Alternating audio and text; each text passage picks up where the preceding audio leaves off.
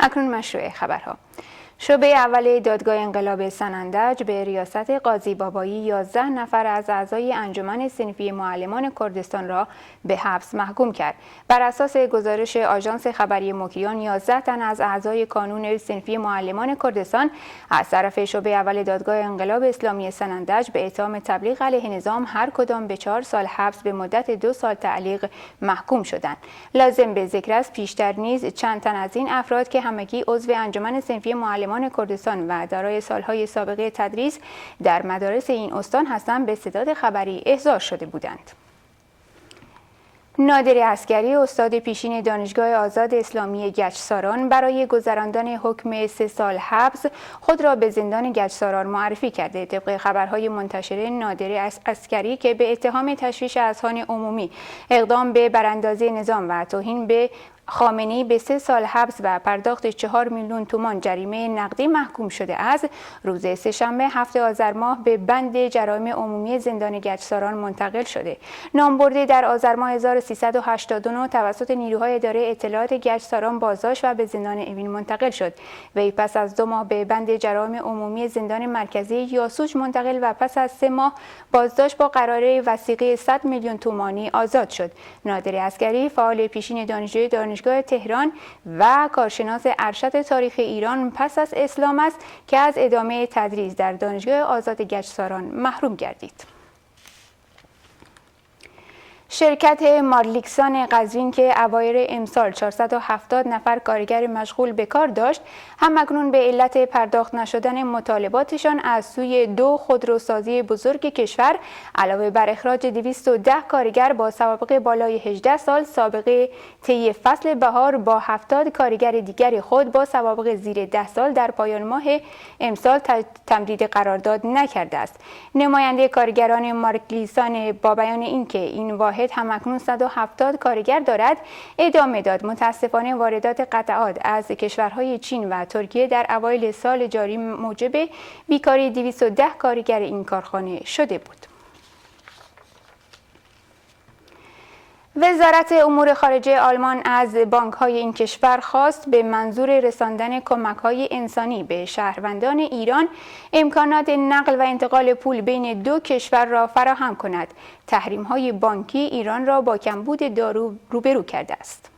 روز گذشته امیلی هابر، یکی از مقامات بلندپایه وزارت امور خارجه آلمان، در نامه‌ای به اوو فرولش، رئیس اتحادیه فولکس بانک و رایفایزن بانک آلمان نوشت: از قرار معلوم برخی از بانک‌های آلمانی با استناد به تحریم‌های بانکی علیه ایران از نقل و انتقال پول میان ایران و آلمان خودداری می‌کنند. هابر از فرولش خواسته است که در این زمینه بررسی‌های لازم را به عمل بیاورد و نقل و انتقال پول در زمینه کمک‌های انسانی میان 2 کشور را امکان پذیر کند. هابر تأکید کرده است که در ایران برخی مواد دارویی و غذایی به دلیل تحریم‌های بانکی علیه این کشور کمیاب و حتی نایاب شده است. به گفته هابر، ارسال نامه به آقای فرولش با وزارت اقتصاد آلمان هماهنگ شده است. پیشتر دفتر کنترل دارایی‌های خارجی در وزارت خزانه‌داری آمریکا اعلام کرده بود که این وزارتخانه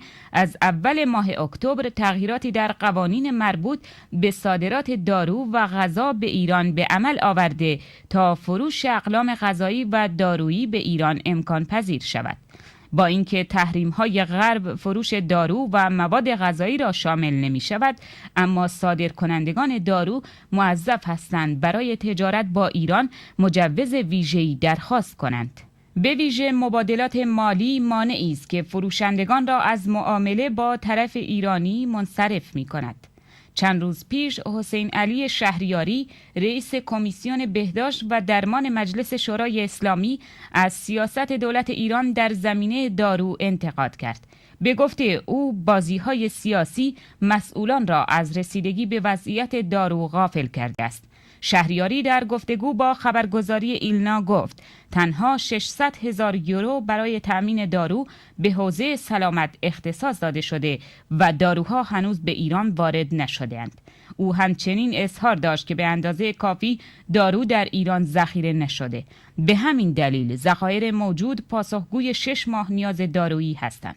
زاهدان تصریح کرد که مسئولان اجرایی برای ورود هر نوع کالا ارز اختصاص می‌دهند، اما ارز مورد نیاز دارو به سختی در اختیار وارد کنندگان مواد اولیه دارو قرار می‌گیرد. شهریاری گفت در حال حاضر بیمارستان‌ها و بیماران ایرانی با مشکل شدید تامین دارو، اعم از داروهای بیماری‌های خاص و داروهای بیهوشی مواجه هستند. احمد قویدل مدیر عامل پیشین کانون هموفیلی ایران نیز نسبت به کمبود دارو برای مبتلایان به هموفیلی هشدار داده است. روز جمعه 10 آذر خبرگزاری ایلنا به نقل از قویدل نوشت که کمبود دارو بیماران هموفیلی را مجبور کرده است به روش‌های درمانی که در گذشته از آن استفاده می‌کردند روی بیاورند. وی افزود این روش درمانی که استفاده از داروهای غیر کنستانتره است، سطح ایمنی پایینتری نسبت به داروهای کنستانتره که از پلاسما به دست می آید دارد. قویدل با اشاره به تحریم‌ها و بیان اینکه سهمیه‌های دارویی بیمارستان‌ها نصف شده است ادامه داد یکی از مسائل مهم وارد شدن بیماران هموفیلی به مراحل معلولیت‌های مفصلی است که پیامدهای اجتماعی بزرگی برای آنها در بر دارد. ادامه خبرها. استاندار رژیم در کردستان با بیان اینکه همکنون کشور در حال جنگ اقتصادی است گفت خبرنگاران باید در انعکاس خبرهای مختلف جانب خودمان را رعایت کنند و وقتی که کل استان و حتی کشورها نیز تحت تأثیر این تحریم‌ها قرار گرفته و کمبود اعتبارات در بعضی از حوزه‌ها وجود دارد نباید سایر خدمات دولت را نیز زیر سوال برد. بر اساس تعریف خبرنگاری، خبرنگاران نباید حقیقت را عمدن تحریف یا خراب کنند و نیز هیچ گونه مطلبی را نباید از دید مردم پنهان نگه دارند. خبرنگاران باید کوشش کنند تا اخباری که در اختیار عموم می‌گذارند درست و دقیق و معتبر باشد و در دسترس اخبار به دست می‌آورند پژوهش و اندیشه کنند. رئیس سازمان غذا و دارو با اظهار تأسف از دامن زدن به تحریم‌ها در داخل ایران در حوزه بهداشت و درمان از پزشکان خواست در شرایط کنونی هر دارویی را تجویز نکنند. اظهارات و درخواست رئیس سازمان غذا و دارو در شرایطی مطرح می شود که در هفته‌های اخیر گزارش‌های مبنی بر تمام شدن قریب الوقوع ذخایر دارویی در ایران منتشر شده. نمایندگان مجلس رژیم و برخی از مسئولان دارویی و درمانی نیز با تأکید اینکه گزارش‌ها از مقام‌های دولتی خواستند مانع از وخیم شدن وضعیت دارو و درمان در ایران شوند. اخباری در مورد اعزام کارشناسان وزارت دفاع جمهوری اسلامی به کره شمالی منتشر شده است. کره شمالی اعلام کرده که موشک دوربرد جدیدی را شلیک خواهد کرد. پیونگیانگ به همکاری نظامی و هسته‌ای با تهران متهم است. خبرگزاری رویترز امروز به نقل از روزنامه ژاپنی کیودو گزارش داد که کارشناسان نظامی ایران از روزهای پایانی ماه اکتبر به کره شمالی سفر کرده‌اند. این روزنامه که خبر خود را با اتکا به اطلاعات دیپلمات‌های غربی منتشر کرده، هدف احتمالی این سفر را همکاری‌های موشکی و هسته‌ای تهران پیونگیانگ دانسته است. به نوشته کیودو، تیم ایرانی از 4 کارشناس از وزارت دفاع جمهوری اسلامی و شرکت‌های نزدیک به این وزارتخانه تشکیل شده است. روزنامه ژاپنی مدعی شده که این تیم در یک سایت نظامی در 85 کیلومتری مرز کره شمالی با چین مستقر بوده است. در نیمه نخست شهریور ماه 1391 نیز خبر امضای پیماننامه همکاری اقتصادی و فناوری میان ایران و کره شمالی منتشر شد. همکاری احتمالی پنهانی در زمینه اتمی میان ایران و کره شمالی موجب نگرانی کشورهای غربی است. کارشناسان اتمی غرب این همکاری را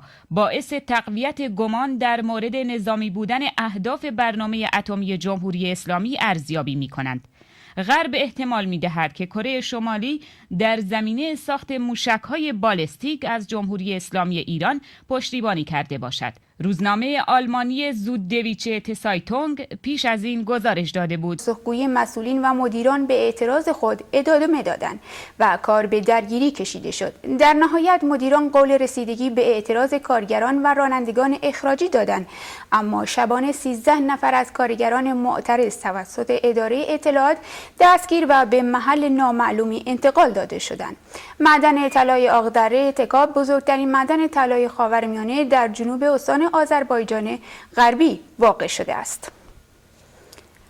بنابر گزارش کمیته گزارشگران حقوق بشر، دستگاه قضایی رژیم در شیراز فعال کارگری هادی دانشیار را به تحمل 3 سال حبس تعزیری و محکوم نمود. هادی دانشیار طی حکمی از سوی دادگاه رژیم در شیراز در روز یکشنبه 28 آبان ماه به اتهام تبلیغ و تبانی علیه نظام و به نفع گروه‌های مخالف و شرکت در تجمعات در شیراز به تحمل 3 سال حبس تعزیری محکوم شد. هادی دانشیار 38 ساله فعال کارگری ساکن شیراز در جریان اعتصابات کارگران معدن استان فارس در سال 87 بازداشت و پس از تحمل 2 ماه بازجویی و حبس در اداره اطلاعات و زندان عادل‌آباد شیراز با قرار وثیقه به طور موقت آزاد شده بود. اتحادیه طلافروشان ایران اعلام کرد که به دستور دولت قیمت طلا و سکه از این پس بر اساس نرخ ارز مبادلاتی تعیین می شود، اما بانک مرکزی با این تصمیم مخالفت کرد.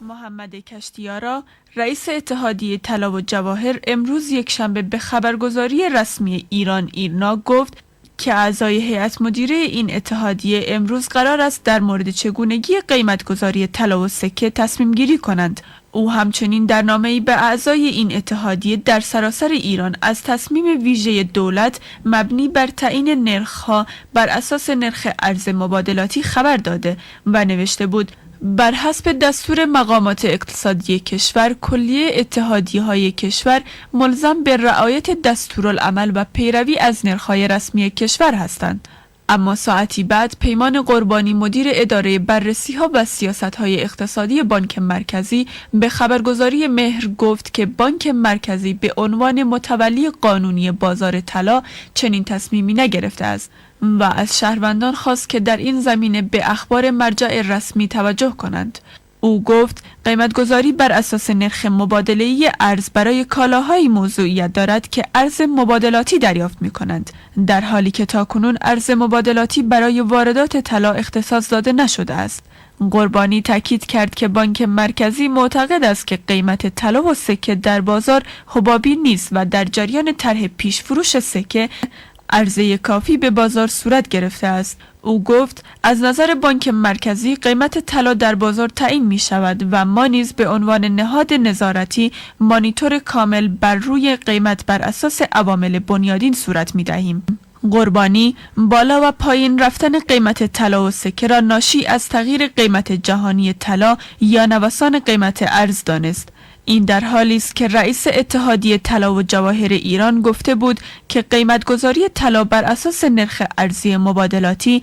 در راستای تصمیم دولت مبنی بر تک نرخی شدن ارز صورت خواهد گرفت. قیمت طلا و ارز در ماه‌های اخیر در ایران به شدت دچار نوسان بوده است. تشدید تحریم‌های بین‌المللی علیه ایران باعث کاهش شدید درآمدهای ارزی و دشوار شدن انتقال پول به این کشور شده است. کاهش قابل توجه منابع ارزی همزمان با گسترش نگرانی‌ها در مورد احتمال سقوط بیشتر ارزش پول ملی باعث شده است که تقاضا برای ارز خارجی و طلا به عنوان نوعی تضمین برای حفظ ارزش دارایی‌ها افزایش یابد.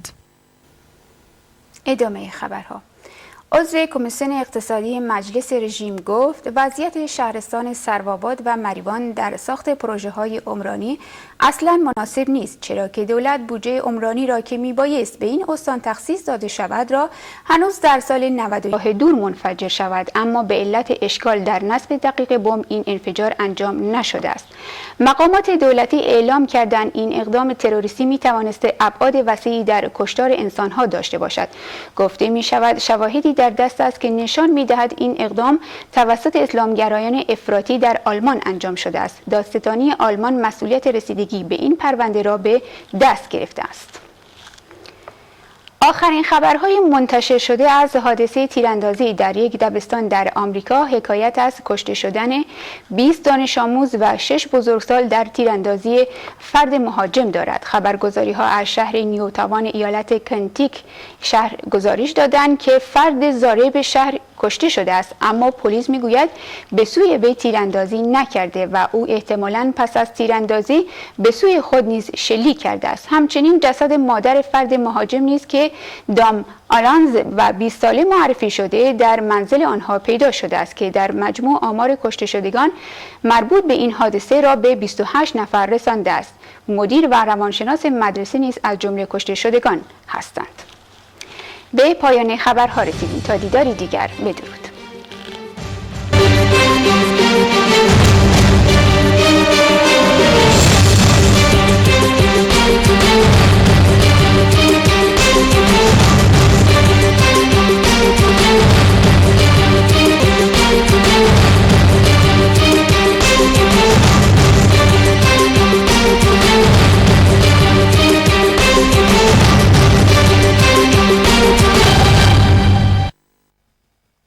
سلام بر شما بینندگان گرامی، با مجله خبری دیگر از روشالات تیوی در خدمت شما هستیم. نخست سرخط خبرها.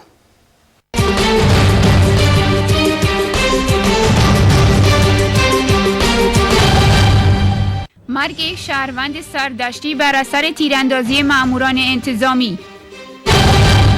اعتصاب 500 نفر از کاسبکاران در مرز مریوان.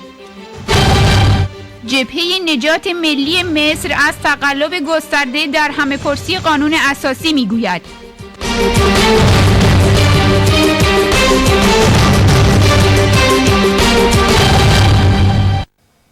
اکنون مشروع خبرها. یک شهروند سردشتی در آذربایجان غربی بر اثر تیراندازی یکی از ماموران حکومتی کشته شد. بر اساس گزارش رسیده به سرویس حقوق بشر آژانس خبری مکریان، یک شهروند اهل سردشت به نام رزگار یکشنبه 3 دی ماه به ضمن حمل کالای قاچاق در اطراف پل برسیوه سردشت هدف تیراندازی قرار گرفت و جان سپرد. اتحادیه آزاد کارگران ایران از اخراج 9 نفر از کارگران کارگاه آسفالت شهرداری منطقه 2 سنندج خبر داد. بر اساس این گزارش روز دوشنبه 2 دی ماه کارگاه آسفالت شهرداری منطقه 2 سنندج 9 نفر از کارگران خود به نامهای محمود شاه مرادی، یحیی نصیری، صابر رحیمی، مسعود زندینوا، مظفر همکاری، جمشید حبیبی، امیر محمدی، هادی میرحسینی و حجت الله روشنی را از کار اخراج کرد. هر یک از این کارگران دارای 5 تا 15 سال سابقه کار در شهرداری هستند و به بهانه کمبود نقدینگی از کار بیکار شدند. از سوی دیگر به گزارش خبرگزاری‌ها کارفرمای کارخانه آرد قندی و نشاسته یاسوج اقدام به اخراج 86 نفر از کارگران خود نمود. بر پای این گزارش 76 نفر از کارگران رسمی و 11 نفر از کارگران قراردادی با سابقه 20 سال خدمت در صنعت تولید آرد، نشاسته، آرد قندی، دکسترور و خوراک دام که با امتیاز مشاغل سخت و زیان آور در شرف بازنشستگی بودند، با انحلال کارخانه به بهانه نداشتن صرفه اقتصادی از کار اخراج شدند. اخضر ابراهیمی نماینده ویژه سازمان ملل و اتحادیه عرب امروز 24 دسامبر در دمشق با بشار اسد رئیس جمهوری سوریه دیدار کرد. نماینده ویژه سازمان ملل و اتحادیه عرب گفته که در ملاقات خود با بشار اسد درباره وضعیت کلی سوریه و همچنین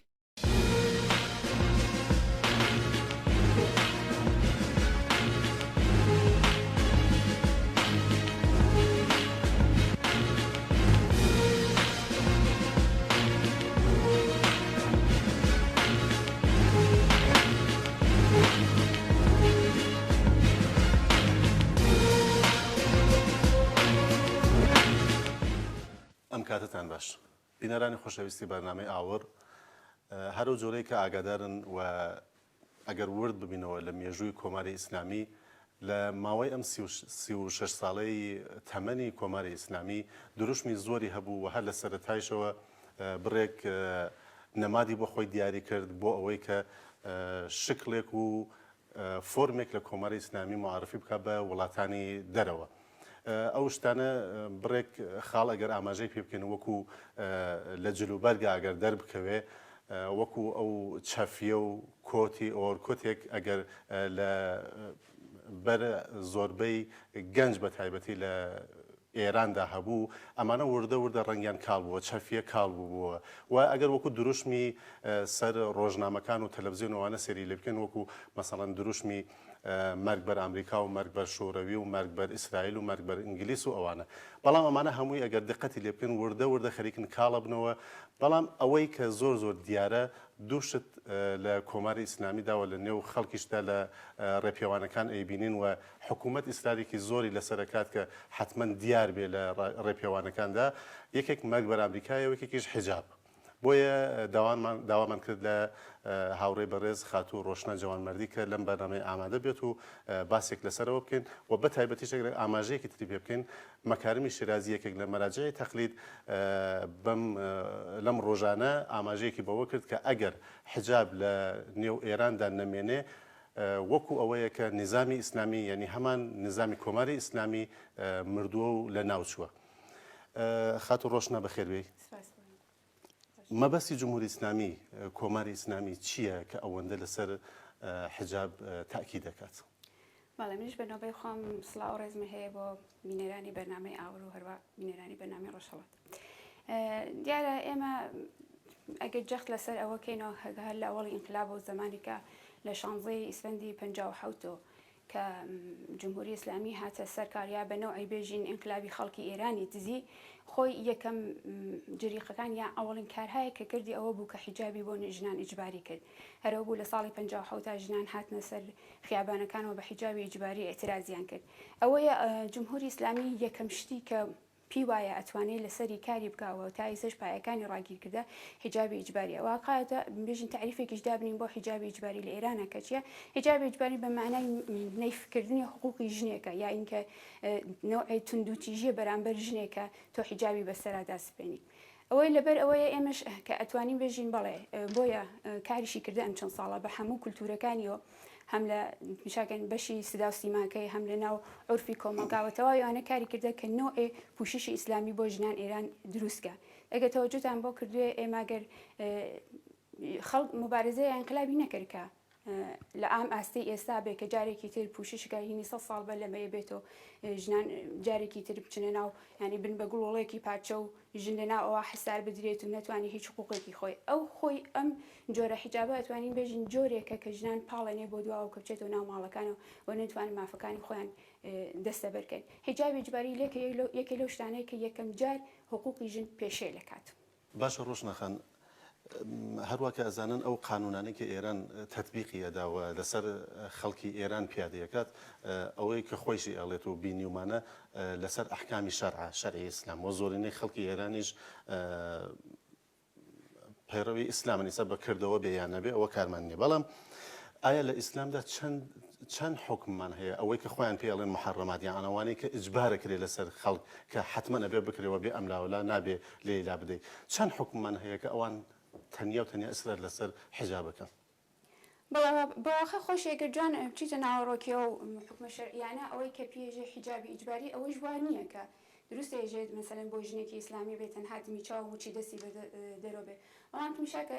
هەروەکە خۆشتان وتەن خەڵکی ئێران هەمووی مەسەبی ئیسلامی نییە بەهاییتیایە مەسیحیتیایە یەهودیتیایە و دینەکانی تریشیتیایە ولی ئێمە کە وەختت میشاکەین وردەبینەوە ئەم ئەحکامە بەسەر هەموو ژنانی ئێرانە سەپاوە ینی ژنێکە بەهایی ئەتوانی یا ژنێکە مەسیحی ئەتوانێت بێ حیجاب بێ ئەو کە زۆر دینەکەی فەرزی نەکردە لەسەری و شریعەتەکەی زۆر تونیە لەسەری ئەوش مەسەلەن ئەو حیجاب ئیسلامیان بەسەرا سەپانەوە ئەبێ وەکو ژنێکی ئیسلامی بێتە ناو جامعەوە لە ناو وەکو جامعەکەی یا بۆ شوێنی کارەکەی یا بێتە ناو خیابان و ناو خەڵکەکەەوە مەکارمی شیرازی لە درێژە هەرە و قسانەیدا ئاماژە بەوە کات کە وڵاتانی ڕۆژاوایی ئەو هەمووە تووشی گرفتاری و کێشە ئەوانە بوون تەنیا لەبەر ئەم ڕعایەت نەکردنی حیجابەیە ئایا لە ڕاستیدا وایە وڵاتی خۆمان وە کۆمەلگای ئێران چە بە حکوومەت و بە خەڵکیشەوە زۆر لە پێشەوەی وڵاتانی ڕۆژاوایین کاک فازڵ تمیشاکەن ئێمە ژنان بەر لە ئینقلابیانی ساڵی 57 مەجموعێ ئازادیان بوو یەکەوە هیچ نەبوو بەسەر پوششی خۆیان ینی ئازادی ئەوەیان بوو کە چی بکەنە بەریان و چی نەکەنە بەریان یا وین کە بێژین ژنانی ئێمە قبل ساڵی 57 ئیتر قایل نەبوون بەو جایگا سنەتێ ئێوەت میشای تێفی چەپەکان کرد کە چەند ناو ژنانە ڕۆشنگری و چەندیش بۆ ژنانیش کاریان کرد ئەوە بوو ژنی ئێرانی ئەمانگەرێکیانە بەم حکومە ئیسلامی کە جایگایەکی ئیسلامی بۆ دروستکەن و ژنی ئێرانی وە ژن ئەڵبەت ئەمەگە باس لە ئێرانەکەی نەتەوەکانی تریش هەیە هەر کەس بۆ خۆی فەرهەنگێکی هەیە لەسەر لباسەکانی خۆی بەڵام ئەم گەرێکێتی هەمووی لەژێر پوششی لباسی ئیسلامیە یەکدەست بکاتەوە هەمووی بە یەکشت بناسێنێ ینی فقط نمادی ژنی ئەو دوای انقلاب خمینی هاتکاری بۆ چی کرد نمادی زەنی ئیرانی ئەوەی کە پێش نمودی ژنی ئێرانی وە لباسی ژنێکە بە چادرێکی ڕەشۆ دێتە ناو خیابانەوە یا لەسەر مەدرسە یا لە شوێنە کارەکانەوە ئەو ئەم کاری کرد بۆ یەکدەستکردنەوە یا بۆ لایەنەکانی تر سەرکوب بکە ئەوەی کە واقع بێژین ئێمە واقعا ئیسلام بووەتە باعیسەوە کە کامە پیشڕەفت لە ناو جامعی ئێرانە یا لە ژنان میشاکە ژنانی ئێمە بەجاوە مجموعی ئازادیەکیشان بوو تا ساڵ 57 بوون ئەو ئازادیانیشیان لەدەستدا خۆی ئەو لباسە کە بە زۆر تۆ ئەیکەیتە بەریەوە نمادێکی لە توندوتیژیە هەموو ئینسانی ئازادە چۆن نتوانانی لباس کاتە بەری بۆ نمونەت میشاکە ژنێک ئێستا مەسەلە ئەمە مەسەلە کۆمەڵایەتیەکەیە بۆچی مەسەلەن ئەو هەمیشە گەرێکێتی دیدگایان نگاهێکی جنسیەتی لەسەر ژن بێکە ژنی ئەگەر بە جۆرە بێتە ناو خیابانەوە مەسەلەن خەڵک چاوی نظری خراپیانەیە ئەو جامعەکەی خۆی وای بەرەو ئەوە سەوقا کە شتێکی پیا و سالارانە خۆت میشاکە ئیجابی ئیجباری یەکێ لە ڕشتە یەکی لە بەرنامەکەی نظامی مەرسالارانەیە یا پیا و سالارانەیە ئێمە ئەوە ئەزانی کەشت ئەو شتە ئەو قسەی کە مەکارمی شیرازی کردێتی واقعا ڕاست نییە هەر میشاکە ئەم ژنان ئەگەر میشاکەی لە تۆپێ پارچەوە ئەبن بە تۆپێکی پارچە هیچ حتا بۆ لایانی بڵین پزیشکەکەی خۆشیان ئێست میشاکە لەم ماوە دانێ سمینارێ بوون لە دەرەوە گردووان کە ژنانی ئێران چنێ لە کەمبودی ویتامین ڕەنجەوەن تەنها بە دەلیلەوە کە خۆر نایە لەسەر و قژیان ئەوە بەشێکێت ئێمە لاانە هێنگار ژنان ناتوان بچنە ناو عەرسەهای وەرزشیەوە ژنان ناتوانن بەدڵی خۆیان لە شوێنهایەکی ترەوە مەشاغڵی لە یا ناو ئیدارەکان ڕەفتارکەن یا مناڵێت میشاکەن ئێمە مناڵەکان ئەمە خۆتەنها میشا مناڵێکە ئەیخێتە ناو تۆپێکی پارچەوە چه ئازادیەکی بتوانێت بەدڵی خۆی کایاکە یان کە واقعا ئەگەر جامعەی ئێمە بەرەو پێشچووە کامە جامعی بەرەوەی کامە ئازادی ژن ژنان کە توانن لە جامعی ئێرانە ئازا بن من بە نظرم تەنها قسەیەکە بۆەوە چون ساڵانێکی زۆرە جمهوری ئیسلامی ستون و پایەکای خۆی لەسەر سەرکوبی بەشێکی زۆر لە ژناندانا تەنها ئەوە سەرکوبکردنی ئەوەیە هێنا هیچ دەستکەوتێکی بۆ ژنان نەبووە ئەو حیجابی ئیجباریە داینە زۆر زەرەریشی بووە بۆیە باشە ڕۆشنەخان ئەگەر بە جۆرێکی تر بتوانین لێ تێبگەین من ینی ئەگەر لە بڕێک لەو کەسانێک لە دەسەڵاتی ئێران نزیکن یان ماوەیەک خۆیان لە ناو سیستمەکە بوون و لە بڕێک لە وردەکارەکانی ئاگادارن ئاماژەیەک ئەگەر بەوە بکەین ئایا ئەمە ئەو مەبەستەی مەکارمی شیرازی باسەکە ناتوانین بە جۆرێکی تر تعبیری لێ بکەین کە بەڵێ قازانجی خۆیانی تایە نەک کۆمەلگایران چون بڕێک لە کارناسان باس لەوەکەن مافیایەکی اقتصادی لە پشتی ئەم قەزیەیە کە حجاب ئیجباریەکەن بشکن یەکی لە شتانە وایە خۆ تەنها ئەمە کولتوری نماد و پوششی ئیسلامی نییە یەکی لە شتانەی کە لە پشتی ئەم قەزیە ئیسلامیە دیارە جمهوری ئیسلامی تاکتیکەکانی هەر جارێک و بە جۆرێک ئەوێزەکە مەڵام تاکتیکی لەسەر ئەوەی کە ژنان بەردەوام ئەبێ حیجابێکی ئیسلامی بووە بە ئەم 36 ساڵە نەیگۆڕێ دلیلیش ئەوە یەکێک لە گەورەترین اقتصادەکانی لە پشت میشاکەن ئێستا لە ئێران ئەگە تەوەجو کەیت ژنێکە مەسەن ساڵانە حتا ساڵ یەک جار پێشبێژی چاشێوەکە سێنێ چاشێوێک بە 50,000 نوع خاصەکەی داینین هەفتا 80,000 تۆ حسابی بکە لە ساڵە 3 میلیارد دلار گرێتەوە ئەم 3 میلیارد دلارە ئایا ئەم کارخانانە بەدەستکیون دیارە هەر بەدەست ئەو کەسانەوەی کە خۆیان باڵێک لە باڵەکانی حکوومەتن ئەمە تەنها مەسلەی فەرهەنگی و بە کولتوریکردنی حیجابی ئیسلامی نییە بەشێکیشی مەسلەی اقتصادێکی گەورەی لە پشتە کە هەرێکێت و گیرفانی خودی ڕژی چی بکە کۆمەلگای ئێران و بە تایبەتی بەشی خەڵکی ئێران خۆ نابێ هەر تەنیا ئاماژە بەوە بکەین کە پیاوە یعنی ژنان ئەبێت لایەنگری مافی خۆیان بن پیاویش ئەبێ هەوڵ بدا چون لە کۆمەلگایەکە لە هەردوو پێکاتەکەی هەیە و هەر جۆرێکیش حسابیکەن پەیوەندیان بە یەکۆ هەیە بەڵام ئەم کۆمەلگایە و بەگشتی ژنان هەوڵ چۆن بدەن و ئەبێت چی بکەن بۆ ئەوەی کە دروشمی یا ڕووسەری یا تووسەری نەمێنێت خۆیەکی لە شتانە کەم چەند ساڵە بزوتنەوەی ژنانی شکاریان بۆ کردەوەیەکە حیجابی ئیجباری لاچێ حیجاب معنایەکی ئیجباریە مادام کە تۆ ڕووسەریە بە زۆرەوەی ئەو نیشانی نەوەی توندری بەڵام کارێکی ئەوەی کە تۆ مشاکە ئێستا بزوتنەوەی ژنان خۆی لە عینی حاڵا بزوتنەوەیکی قارەمانەی مەدەنیە ئەبێ کار لەسەرەوەکەن ئەم حیجابی ئیجباریە چەندە ژنان پاڵات بۆ ماڵەوە چەندە ژنان لە ئێستت مشاکە زۆرترین قشری تحصیلکردە لە ناو ئێرانە ژنەکانن بەڵام هەر بەدەلیل ئەو پوششی حیجابی ئیسلامی ئەو عورف و قانونە کە بۆیان دانن ناتوانن زۆرترین کار بەدەست بێرێنە جامعە ئێران کەمترین کار هەبەدەست ژنانەوە فەرهەنگ سازیەکی هەمەلایەنی گەرەکە کە بتوانی کاری بۆکەی مثلا بۆ نمونە تۆ توانی کارکەی لەسەرەوە ئەو ژنانەی کە لە ئێرانەوە چن نەچنە ژێرباری ئەو سەفیرانە یا ئەو وڵاتانی ترکە لە ئێرانەوە چن نەچنە ژێرباریەوە کە مثل مشاکە زۆر جار ئەم مەسەلەی کە سەفیرێت لە وڵاتێکی تر ئوروپاییەوە چێ بە حیجابی ئیسلامیەوە چێ بەمانتۆوە چێ ئەتوانێت تۆ نەچی یا ئینکە تۆ جوابگوی ئەوە نەی کە من بە حیجابی ئیسلامی بێ بە حیجابی ئیسلامی خۆ نوعی تاییدکردنی ئەو حیجابی ئیسلامیە حیجابی ئیجباریکردنە و زۆر شتی ترشەیە کە کاتوە ئەتوانی کاری بۆ کاری فەرهەنگی بۆکەی مەسەلەن وەکو خۆمان کە کوردین بەردەوام لە ڕۆژەکانی خۆمانە بەجلی خۆمان بینە دەرەوە کە ئەم نمادە ئیسلامیە سەر نەگرێ و نتوانێت زیاتر لەوە ڕێشە دروست بکە تەنها ئێمەش نین مشاکە ئێران ملیت و قومیەتی زۆر هەر کەس دەتوانێت بە لیباسی خۆی زۆرتر بێتە ناو جامعە تا کەم ئەم شتێک کەم ڕەنگ بێتەوە دیارە خۆ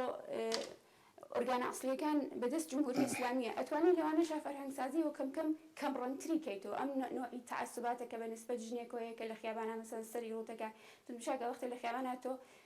ئەمرە بە معروف نەهێون کە دەسی ژنێکە گرن ئەیخەنە ناو ماشینەکەەوە یعنی خەڵکانی تریش ئەو نەبێلایەن نەبن لەسەری بێنە جواب ئەمە تەنها بردننی ژنێ بۆ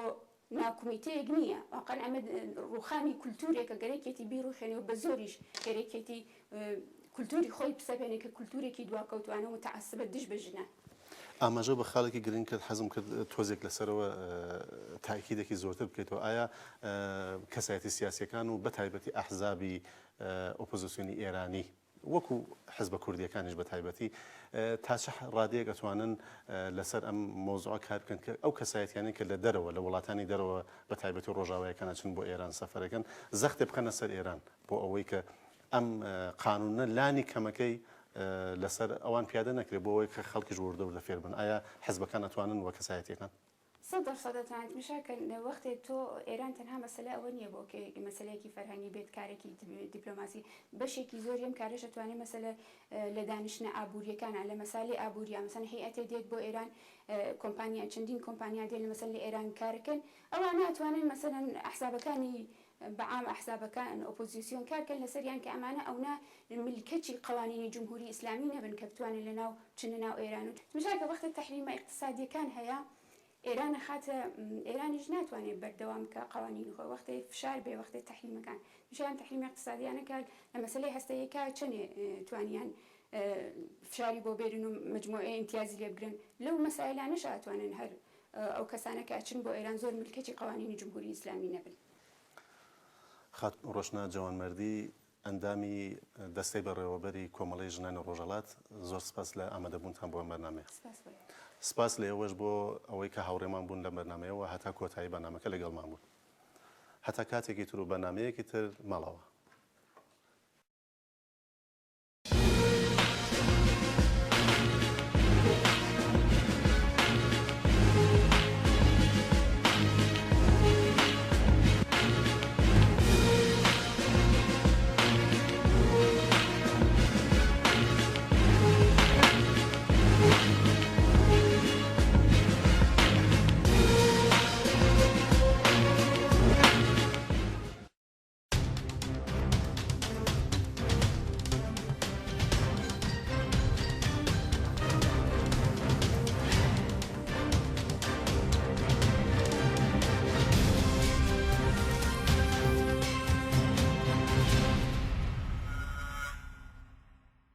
سڵاتان لەبێت بینێرانی خۆشەویست کاتتان باش بە بەرنامەیەکی دیکەی تەوارەکان لە خزمەت ئێوە ئازیز و خۆشەویستین.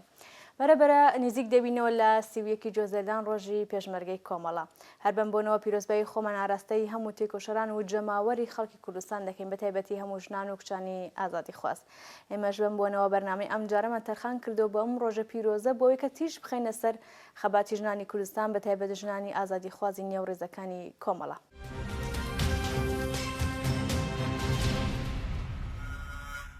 بزوتنەوەی خەبات بۆ ڕزگاری ژنان لە ستەمی جنسی ئەمڕۆ بووە بزوتنەوەیەکی بەرین و بەهێز لە ئاستی جیهاندا. یەکسانی تاوای مافی ژنان و پیاوان لە هەموو لایەنەکانی ژیانی کۆمەڵایەتی، ئابووری، سیاسی، جنسی و لە بنەماڵەدا بۆتە داوایەکی گشتگیر لە بزوتنەوەی ژناندا. لەژێر تیشکی هەرسوڕانی کۆمەڵایەتی و شیاردانەوەی بزوتنەوە سربەخۆکانی ژناندا و هەروەها بەهۆی لێکۆڵینەوە زانستیەکان لە بابەت گۆشە جۆراوجۆرەکانی ژیانی تاکە کەسی کۆمەڵایەتی ژنان لە کۆمەڵگەی هاوچەرخەکاندا لەلایەک سیما جۆراوجۆرەکانی ستەم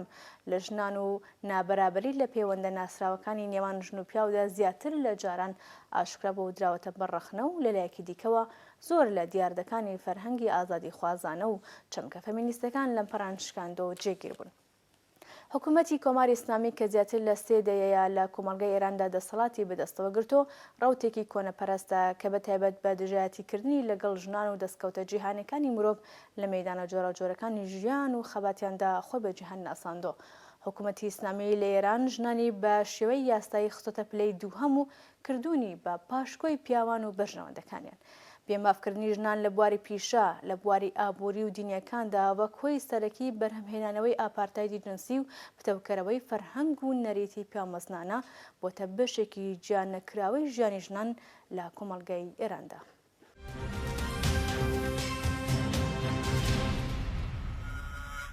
سەرەڕای هەموو سەرکوتکەری و کۆس بوو لەمپەڕێک بزوتنەوەی ژنانی ئێران لە ناوە و دەرەوە بۆتە هێزێکی کۆمەڵایەتی ڕەخنەگر و خوازیاری پێکەنانی ئاڵوگۆر لە کۆمەڵگەی ئێراندا. ژنانی ئێران پێشکەوتنی بەرچاویان لە بواری ئەدەبی و فەرهەنگی و هونەریدا بەدەستێناوە. لە کوردستانیش بەتایبەت سەرەڕای سەرکوت و بێمافی و دۆخی ملیتاریزەی بەردەوام ژنان لە بەرامبەر دەستەبەرکردنی مافەکانیان بێدەنگ نەبوون. لێرەدا جێ ئاماژەیە کۆمەڵا وەک ڕێکخەری بزوتنەوەی شۆڕژگەرانەی گەلی کورد و ئاڵا هەڵگری ماف و ئازادیە دموکراتیکەکان لەم چەندەیە ڕابردوودا خەباتکاری ڕێگەی یەکسانی مافی ژنان و پیا و ڕزگاری ژنان لە شێوازە جۆراوجۆرەکانی ستەمی جنسیەتی بوو. کۆمەڵا لە بەشیاربوونەوەی سیاسی ژنانی کوردستاندا و لە ئاشنابوونیان بە مافە ئینسانی و کۆمەڵاتەکاندا دەورێکی بەنرخێ بووە. ڕێخستنی ژنان لە هێزی چەکداری پێشمەرگەی کۆمەڵەدا بۆ یەکەمین جار لە مێژووی خەباتی گەلی کووردە هەنگاوێکی گرنگی مەسئلەی ژنان بوو لە کۆمەڵگای کوردستاندا.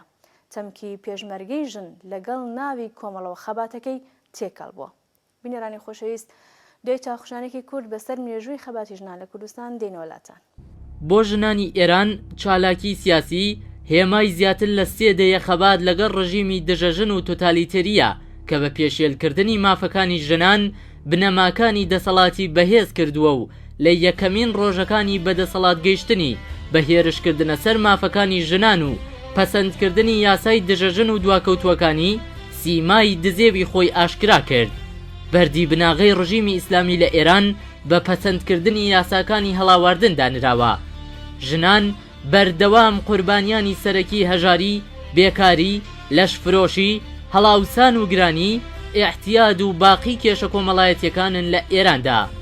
ئێستا بۆ هەموو جیهان ئاشکرا بووە کە لەو دی و درڕندەی ڕژیمی ئیسلامی دژی ژنان چه خەباتێکی بەتین لەلایەن ژنان و پیاوانی ئازادی خواز لە ئارادایە و سەرەڕای سیستەمی دژەژنی کۆماری ئیسلامی ژنان لە هەموو گۆڕەپان و بوارەکانی ژیانی کۆمەڵایەتی و سیاسی پێگەیەکی گرنگیان بەدەستێناوە.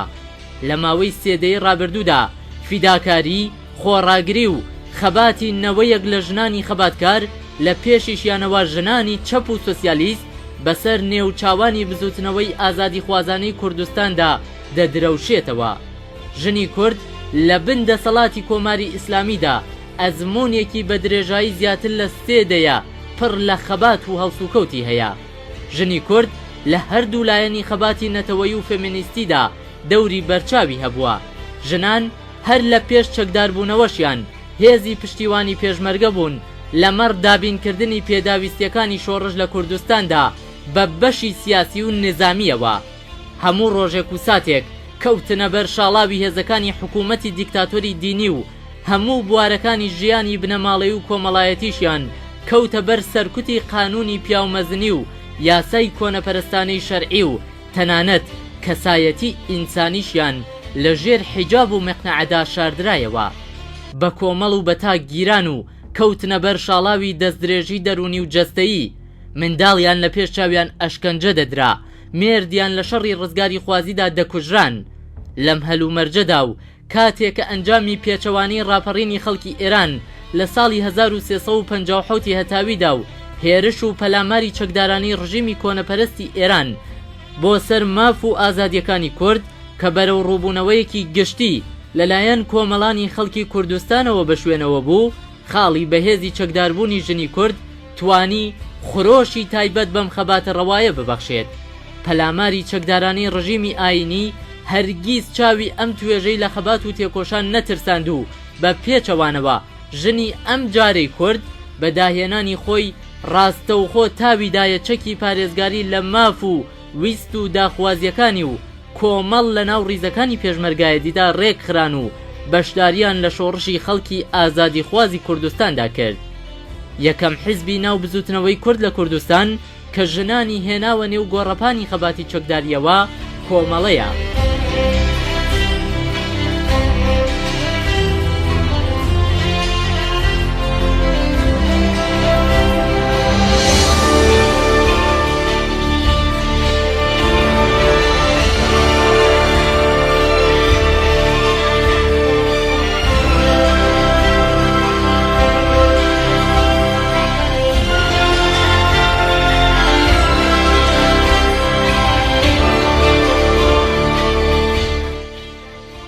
ئەگەر مێژوو بەڕاستی بنووسرێتەوە، کۆمەڵا یەکەم حیزبی سیاسی بووە لە خەباتی چەکداری کوردستانە کە ژنانی بە عەمەلی هێناوەتە ناو خەباتی سیاسیەوە. خەباتی ژنان و کاریگەری ژنان و با بڵێن گورزی ژنان و قورسایی ژنان لە ناو بزوتنەوەی کۆمەڵایان لە ناو بزوتنەوەی پێشکەوتن خوازی کوردایەتی کە ئەوەختە لە ڕۆژهەڵات کۆمەڵا ڕابەرایەتیە کرد. من پێم وایە لە مێژوودا ئەمە وەکو خاڵێکی پرشنگداریان وەکو کاریگەریەکی گرنگیان وەکو وەرچەرخانێکی گرنگ لە بزوتنەوەی سیاسی ئەم ناوچەیە ئەبێ بنووسێتەوە حسابی بۆ بکرێت. ئەم حیزبە بە تەنها کاری لەسەرەوە نەکرد کە بە تەنها مۆدێلی حیزبایەتی پێشخا و بتوانێت نوێنەرایەتی چین و شەریحەیەکی دیاریکرا بکە و ئەم حرەکەتە بە تەنها نەوەستا لەسەرەوەی کە نوێنەرایەتی خەڵکی کوردستان بکە و ئەم حرەکەتە بە تەنها نەوەستا لەسەرەوەی کە مەسەلەی ژنان بە جددیت بگرێ و تەقوێتی ئەم بکە و پشتیوانیان لێ بکە و فعلی داخوازی لە مافەکانیان بکە و نەگەرەوەی کە هێزی چەکداری ژنان پێک بێنێ، بەڵکو داکۆچی لە یەک بەیەکی مافەکانیان کرد و لەسەر مافەکانیان هاتە دەنگ و بە فعلی ئەمەی کرد. ئەگەر پێشتر شتێک هەبوو بێ بە ناوی ڕێکخراوهای ژنان و ئەوانە بە تەسەوەری من جۆرێک بوو لە تەمسیلکردن، بەڵام واقعیەتی ئەم حیزبە ئەم حرەکەتە نیشانی داکە ژن لەکوێ ئەم حرەکەتەیە و ژن لەکوێ ئەم کۆمەڵگایەتوانێت خۆی پێناسەکە خۆی بناسیێنێ. کۆمەڵە ژن نییە، کۆمەڵە پیاو نییە تا تۆ بڵی مڵکی ئەو پیاوەیە، ئەو پیاوە قەناعەتی نییە. کۆمەڵە ڕەوتێکی فکری بووە کە بە بێ جیاوازی هاتنە ناوەی ژن و پیاو تۆ پەیامێکی فکریت پێەیە بۆ ڕزگاری ئینسانیەت، بۆ خەباتی نەتەوایەتی، بۆ خەباتی خاک، بۆ خەباتی ئینسانیەت.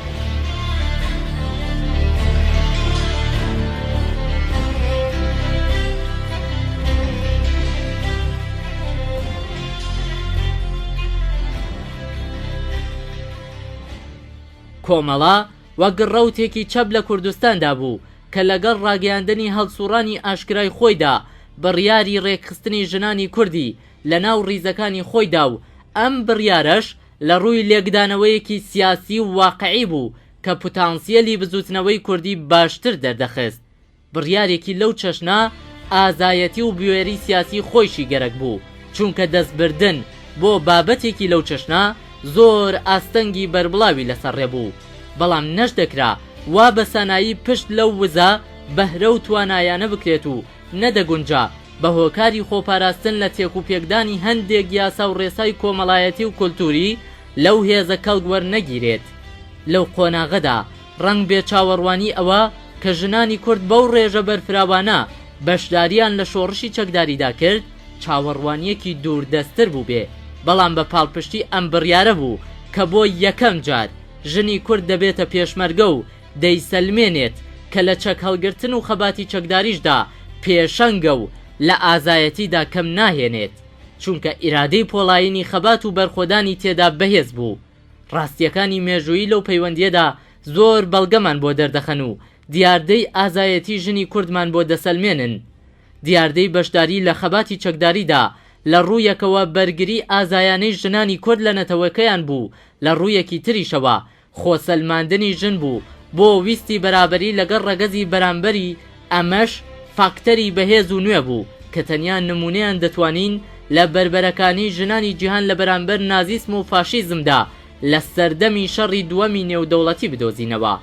دەوری کاریگەری ژنانی کورد لەو قۆناغاستیارەدا لە بەراورد لەگەڵ هەموو بزوتنەوەی کورد دەورێکی جیاوازتر بوو، چونکە بربەرەکانەیە لە بەرامبەر زۆرداری کۆماری ئیسلامی کە بە پێشکەوتوترین تەدارکاتی لۆجستیکی بەرەو شەڕی کوردستان هاتبوو، بواری جوغرافیایی ناوچەکە و خۆڕێکخستنی ژنی کورد لە تەک شاخ و سەنگەر هەرچی پتربوونی ژنی کوردی وەک مرۆڤێکی بەهێز و شۆڕژگەر سەلماند و شوناس و کەسایەتی گرنگی پێیان و بە بزوتنەوەکەیان بەخشی و بە وریاییەوە و هوشیاریان کۆمەکی شایانیان بە خۆڕاگری کورد کرد.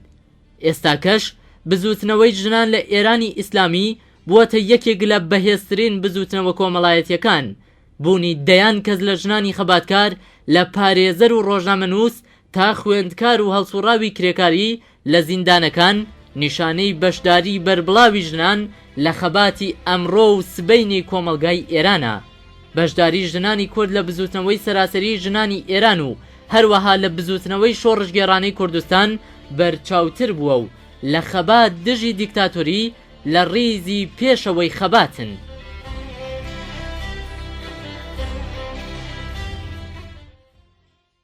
بینەرانی خۆشەویست، میوانی بەڕێزیام جاری بەرنامەکەمان بەڕێز فاتمە بەهمەنی کادر و پێشمەرگەی دێرینی کۆمەڵان. فاتمەخان بەخێر بێ بەرنامەکەم. زۆر سپاس. پێشەکی ڕێز و سڵاوی خۆم پێشکەشەکەم بە بیسەرانی بەڕێزی تەلەڤیزیۆنی ڕۆژهەڵات و هەروەها بە ئێوە کاربەدەستان و کارگێڕانی تەلەڤیزیۆن. زۆر سپاس. هەروەک لە راپۆرتەکەدا دیتمان خۆسەلماندنی ژنان بۆ ویستی بەرابەری لەگەڵ پیاوان و هاوشان و هاودەنگبوون لەگەڵ پیاواندا لە هاتنە مەیدانی ژناندا خۆی دەبینێتەوە. ئێوە چی وێنەیەکتان هەیە لە ژنی پێشمەرگە؟ خۆسەلماندنی ژن بە بڕوای من پێش لە هەموو شتێ بێ بە ئەسڵێکی بنەڕەتی کە پێم وایە باوەڕ بە خۆی ژنە دەست پێ بکە. لەسەر بناغی باوەڕ بەخۆ ژن ئەبێ بە گوێرەی دەرکی ئینسانی خۆی لە بەرابەری خوازی مافی ژن و پیا و دەست پێ بکە.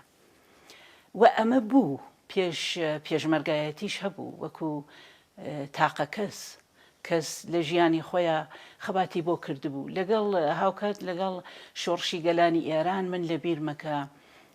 بەشداری ڕێژەی ژن لە کوردستان لە چاو شوێنەکانی تری ئێران و شارە گەورەکان زۆرتر بوو.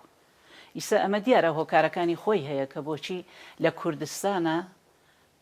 ژن باوەڕ بەخۆی قەویتر بوو و باوەڕی بە یەکسانی و عەداڵەت خوازی بوو. ئەمە ئەمرێکی ترە. وە لە دوای شۆڕشی گەلانی ئێران هەروەکو ئەزانین کۆمەڵەی شۆڕشگەڕی زەحمەتکەشیانی کوردستانی ئێران کە خەباتی خۆی ئاشکرا کرد لەوێ دژ بەم حکوومەتە تازە ناچار بوو کە گۆڕەپانێک لە خەباتی لە بواری چەکداریە بێوە پێشمەرگە دروست بوو و هاوکات چونکە کۆمەڵە پێشکەوتوترین لەبار فکریەوە تەکمیلترین پێم وایە ڕێکخراوە بوو. ژنان زۆر یەکسانی خواستر و پێشڕەوتر بوون لە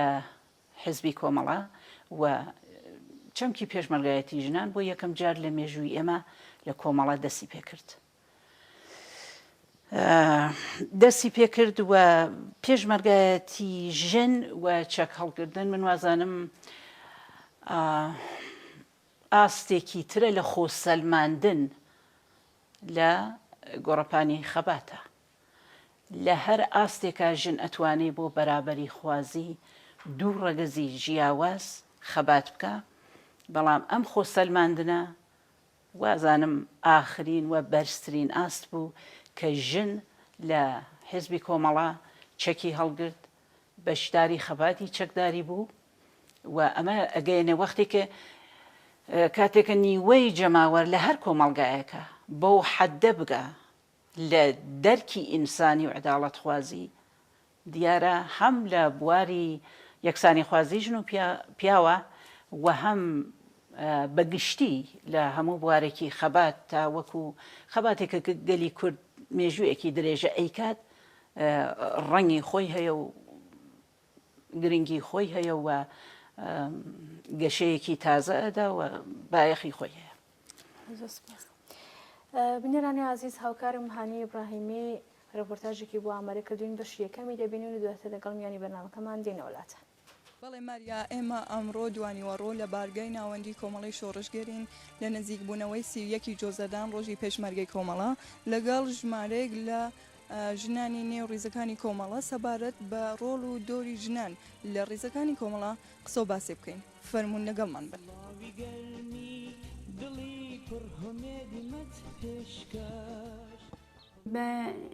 باوەڕی من ئەو پرسیارێکێک ئێوە کردان ڕێکخراوەکان و حیزبەکان و ڕێخستن چه ئەرکێکیان هەیە بنسبەتی ژنان و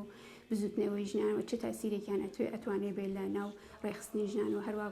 ڕێکخراوە جەماوەرە کۆمەڵایەتەکان. ڕێخستن بۆ خۆی زۆر تعریفی جیاوازی هەیە. مەسەلەن بۆ نمونەیەکێ لە قسەکانی لێنین ئەوەیە کە ئێژێ ڕێخستن وەکو بوونەوەرێکی زیندوو وایە کە لە دایک ئەوێ گەورە ئەبێ دەورانی ساوای مناڵی و لاوێتی و حتا پیرێتی خۆی تی ئەکاوە لە توولی زەمانیشە لەوانەیە ئەشمرێت و ئەوە مهم ئەوەیە کە ئەو مێژوو ژیانی خۆیە بوات بەڕێکۆی. ڕێخستن توانێتی بێت لە بەشێک لە ژیانی کۆمەڵایەتی ئینسانەکان. هەر لەو بابەتانەوە کە ئێمە بتوانین بێژین ڕێخستن چۆنەوە چه ئەرکێکی هەیە. ڕێخستن وەکو خۆی ئامرازێکە بۆ ئەوەی کەسەکان بە دڵی خۆیان جەمە بنۆ لەم ڕێخستناوە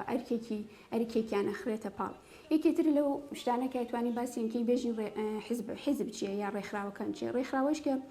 لە ماوەی ئەم ژیانە کە ژیانی کۆمەڵایەتی و ژیانی شارستانی پێشەکەوێ حیزبیش دروستەوە یا ڕێکخراوەکان دروستەوەی و بەرهەمهێنانی ژیان و گەشەپێدانی شارستانی ئەبێتە ڕێکخراوەیە یا ئەبێتە حیزبێکە دروستەکات. جارێ لە ساڵانی پێشوە وان نەبووە، ینی فقط کۆمەڵی ڕۆشنبیر بوون، کۆمەڵێ مەسەلەن پارلماندار بوون یا کەسانی بوون کە ئەرک و کاری کۆمەڵایەتی یا سیاسیان بردەوەلی لەم ڕۆژگارەی ئەمڕۆ حیزبەکانن کە بە زۆری ئەتوانن کارە سیاسیەکان لەناو کۆمەڵا یا کۆمەلگا پێک بێنن بتوانن کاری لەسەر بکەن. بۆ نمونەش ئێمە کە جەختەکەینەوە لەسەرەوە چەند دەتوانیانە ڕێکخراوەکان و ڕێخستەکان تاسیریان بێ لە بزوتنەوەی ژنانە. ئێم بۆ نمونەت میشای ڕۆژهەڵاتی کوردستانی خۆمان بکەین کە لە سەردەمێکا کە ڕێخستن لە ناو ژنانە دروستە بێ، بۆ نمونە حیزبی وەکو کۆمەڵە دروستیەکە کە لەو سەردەمە فەزایەکی بەستە ئەبێ و لەلایەنی باری کولتوریەکەش و کۆمەلگا کولتورێکی سنەتی و پیاو سالارانی هەیە، وەلی حیزبی وەکو کۆمەڵە دروستە بێ کە دێت تابۆشکەنیەکی گەورە لەسەر مەسئلەی ژنەکە. ئەوە دێ ژنەکان ئێرێتە ناو ئەرسەی مەبارزات و خەباتی سیاسی و حتا ڕێگەیان بۆ خۆشەکە کە ژنەکان بن بە چەکداریانەکاتەوە بن بە پێشمەرگەی ژن. لەم سەردەما کە ئەم فەزا هەڵەقڵێەوە حیزب ئەتوانی ڕێگە خۆش دەروێ ئەتوانی ڕێگە نیشاندەری کۆمەلگای خۆی بێ، ژنان دێنە ناو ئەرسەی خەباتەوە دەستەکەن بە مەبارزاتکردن. بە تایبەت مەسلەی کۆمەڵەکە لە ڕۆژهەڵاتی کوردستان دروستەوەی خزمەتێکی گەورەی بە بزوتنەوەی ژنان کرد لە ڕۆژهەڵاتی کوردستان. میشاکە مەجموعەی نەریتی جوانیشی بە شوێن خۆیان بەجێهێشت، هەرەوەی کە تەیفێکی کۆمەڵی کە ئەمە ئەدەبیاتی جوانی کۆمەڵەشەکە ێژن ئەم تەیفە کچە کۆمەڵی ئەچنە ناو دێهاتەکانەوە لەگەڵ خەڵکانێکی زەحمەتکێش، لەگەڵ چینی زەحمەتکێش، لەگەڵ چینی هەژار، لەگەڵ هەموو چینەکانە تێکەڵەوە کاریان تێکاکەنەوە زۆر جار مەدرسەیان بۆ دانێن یا شۆرای ئافرەتان دروستەوە یا کۆڕ و کۆبوونەوەکانی ژنانی کۆمەڵە دروستەوێ. ئەمە خۆی بازدەهی ئەوەیە کە حیزبێ دروستەوە و حیزبێ بە بەرنامەیەکی تایبەت دروستەوێ کە بەرنامەیەکی ڕۆشنبیری و کۆمەڵایەتی پێیە. ژنان توانیانە لەم ئەرسە لە کۆمەڵە تاسیری باشی وەرگرن. بۆ نمونە لە شوێنێکی تر هەر ئەم سەردەمەی خۆمان تمیشاکەین ئەوەی هیچ کە کۆمەڵە خزمەتێکی گەورەی بە بزوتنەوەی ژنان کرد. لەم سەردەمە شاتمیشاکە ئەمە بوو بە نەریتە لە ناو کوردستانی ڕۆژهەڵاتە کە هەر وەختێ مەسەلەن ئەگەر لە دێهاتێکە یا شتێک بواە مەسەلەن ژن مەسلەی ئەم کولتوریەکە کە مجموعشتی دواکەوتو لە ناو کوردستانی بە هۆی فەقری فەرهەنگیە بوو مەسەلای ئەوەی مناڵی چکۆلیان ئەدا بە گەورە یان کە ژن بە ژنیانەکە یان مناڵیان لەسەر بێشکە هینەکە ئەو کۆمەڵە توانی بچێتە ناو خەڵکی خۆیەوە ئەو نەریتە دروستکە کە ئەیانوت ئەگەر هێزی پێشمەرگەی کۆمەڵە لێرە بووایە حتمما بەری بم کارا گردونەیە هێشت وەیەکێ لەو شتانەی تریش کە بوو بە پێناسەی حتا هێزی پێشمەرگەی کۆمەڵە ژنان بوونیانە گە دەستەی ژنی پێشمەرگە لەگەڵ هێزی پێشمەرگەی کۆمەڵا بووایە ئەمە هەموو کەسەیانزانی کەمە هێزی پێشمەرگەی کۆمەڵەیە ئەمە تەواوی ئەو نەریتە جوانانەیە کە کۆمەڵە توانێتی لە کۆمەڵخای خۆی دروستی کا و ڕیشەشی هەیە بەڵام بەنسبەت ئەوە چەندە توانێتی تەئسیری بێ بەنسبەتەوە یەکێ لە تەئسیرە فکریەکانەوە ئینکە تمیشاکەن ئێمە لە کوردستانە هەمیشە بزوتنەوەی ژیان مستەقلتر وە بەرچاوی ڕۆشن بۆ چی زانێتی چی بکە وەلی تمیشا ئێمە لە عەرسەیەکا کە دوای ئینقلابی 57 کە خومینی دێتە سەرکار ژنان بەهۆی ئەوە کە یەکەم جار خۆتی حکوومەت هێرشە کاتە سەر ژنان بۆ ئەوە ژنان بواتە دەرەوە بیان خاتە گۆشەی ماڵەکان ئەبینی گەورەترین هێرشەکان لە جمهوری ئیسلامی لەسەر ژنانەکە هەروواکە بە مەسلەی ژنیا بە بزوتنەوەی ژن بزوتنەوەیەکی مەدەنی قارەمانانەیە ژنان کە ئەوڵجار دێنەوە حیجابی ئیجباری و زۆرە ملیان بەسەرادا سەپەی دێنە خیابان و احتیاجی خۆیەکان لەم هاوکاتە ئەبینین مجموعەی بزوتنەوەی ژنان دروستەوەیەکی لەو بزوتنانە مەسەلەن فەمینیستی ئیسلامی لەناو بزوتنەوەی ژنی کورد ئەوە نەیتوانی جێگە و پێگەی خۆی پیاکە زۆرتر تەیفی چەپەکان بوون کە توانیان ژنەکان بەلای خۆیان ڕاکێژان ئەمەش خۆی نیشانەیەوەیدا زۆر جار ئەشبینین کە فەمینیستە ئیسلامیەکان کە تەنها لەبەرەوە ژن لە عەرسەیەکە بە قەناعەتیان بێ و چکۆلە بمێنێتەوە داینا بەڵام ئێمە مشاکل لە کوردستان بارودۆخەکە جۆرێ ترە لایەنی فکرێکە کراوەترەوە ژنان هیچ وەخت نەچوونە ژێرباری مەسەلەن فەمینیست ئیسلامی یا ڕەوتی ئیسلامیە ئەو نەمادەکە خومینی گەرەکی بوو بۆ ژنان زەنی ئیسلامی ئەمانە هیچ ژنانی کورد کەمتر چوونە ژێربار و یا ئەسڵ زۆر کەم ڕەنگتر بوون لە کوردستان ئەوەیە ئێمە توانین بێژین بزوتنەوەی ژنان کە زۆر جار حتا انتقادیشی لێگرێژن بزوتنەوەی ژنانی کورد لە کوردستانە بەتایبەت کوردستانی ڕۆژات هەان لەژێر چەتی حیزبەکانە بە نەزەری من ئەو ڕۆشنگەریە کە حیزبەکان بەتایبەت وەکو کۆمەڵە بەنسبەت ژنانۆدایەتی ڕۆشنبیرێکی زۆر باشترە و لە باری فکری و هەمیشە ئیستقلالی خۆیان بووە کە ژنانیان نەچوونەتە شێت ئیدۆلۆژیە یا فکرێتێکی زەحیف تەنها بۆ بمێننەوە ئەوەی هەمیشە مستەقلتر ئەمەلیان کردە بەنسبەت ژنانی ئێرانەوە بەڵام لەلایەکی تریش ئێمە تمیشاکەین چەندە حیزبەکان و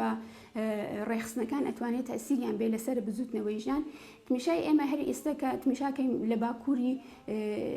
کوردستانی باکوور تمیشاکەنە بینین شۆڕشە بە ناوی شۆڕشی ژنان سەری هەڵدا ئەمە چی بۆ حیزبەکان هاتنەوە فەرهەنگەکەی بۆ دروستکرد کولتورەکەی بۆ دروستکرد کە ژنان بوونە بەرەوە بیان لە ئەرسا ئەمەشتەوە ئەگەڕێتەوە زۆر جار لاساییکردنەوە لە حیزبەکانی وەکو مەسەڵەن وەکو کۆمەڵەکە هەمچین نەریتێکی بووە ئەمە خۆی توانێت تەسیرێکی گەورەی بێ لەسەر بزوتنەوەی ژنان لە تەواوی بوارەکانی ترۆچۆ تۆ دایکێکگە ڕۆشنبیر بێ حتممە مناڵێکی ڕۆشنبیر حتممە مناڵێکی باشتر تەحویلی جامعە ئەوەیە ئێمە ئەتوانین بێژین تەسیری زۆر بووە کە حیزبەکانیش ئەتوانن ڕێخۆشکەر بن بۆ بزوتنەوەی ژیان و هەرچەند کە حیزبە سیاسیەکانیش خۆیان تەسیر وەرەگەن لە بزوتنەوە کۆمەڵایەتیەکان ئەمە یەکێ لەو مەسالانەیە کە ئێمە بێ زۆر تەوەجێ پێکەین بەتایبەت بزوتنەوەی ژنان کە ئێمە کاروبارەکەمان بەنسبەت ژنانەوە لە کوردستانی ڕۆژهەڵاتە